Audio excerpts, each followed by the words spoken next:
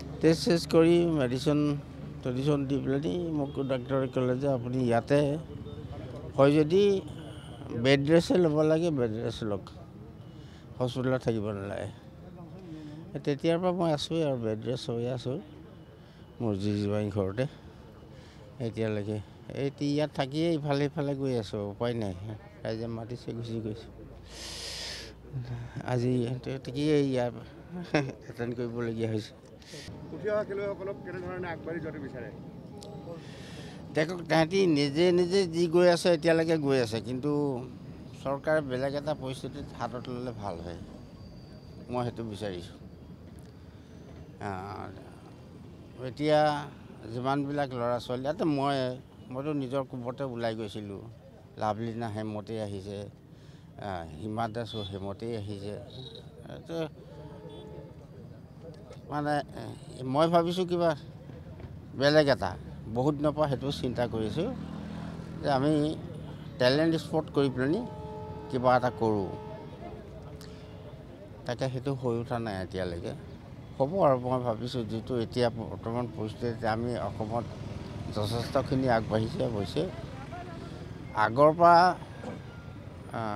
বহুত যুঁজি আছিলোঁ এটা কথাত, দেখক পলিচি নহ'লে আগবাঢ়িব নোৱাৰে, এইটো চবেই জানে।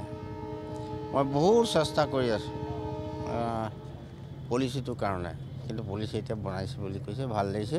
আজিৰ পৰা অৰ্ধ শতিকাৰো আগতেই এজন যুৱকে বিশ্ব জয় কৰিবলৈ সক্ষম হৈছিল।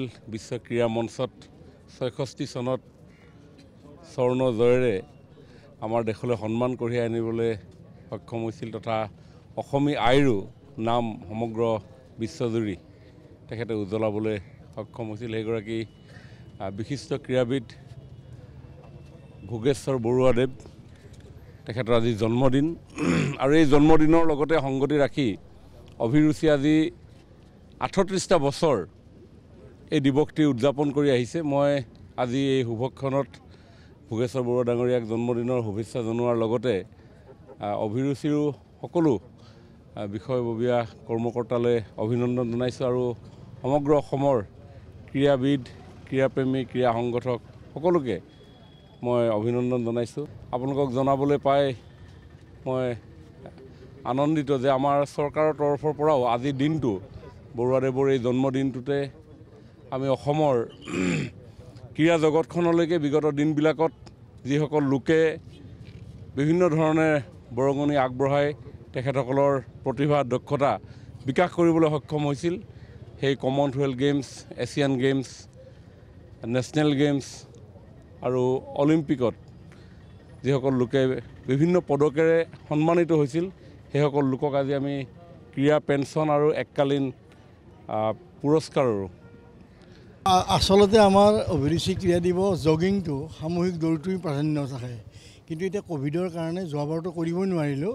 এইবাৰ অকণমান শিথিলতা হোৱাৰ কাৰণে আমি জগিঙৰ সলনি চাইকেল ৰেলীটো কৰি দিলোঁ। এইকাৰণে কৰিলোঁ যে মানুহৰ এটা এৱাৰনেছটো সদায় আহিছে যে ৩৮ বছৰ হ'ল, এই ৩৮ বছৰে মানুহৰ যিটো সজাগতা অভিৰুচি ক্ৰীড়া দিৱস বুলি, ভোগেশ্বৰ বৰুৱা ডাঙৰীয়াৰ জন্মদিন বুলি, এই সজাগতাটো ৰক্ষা কৰাৰ কাৰণে ধাৰাবাহিকতাৰ কাৰণে আমি এইবাৰ চাইকেল ৰেলী দিছোঁ।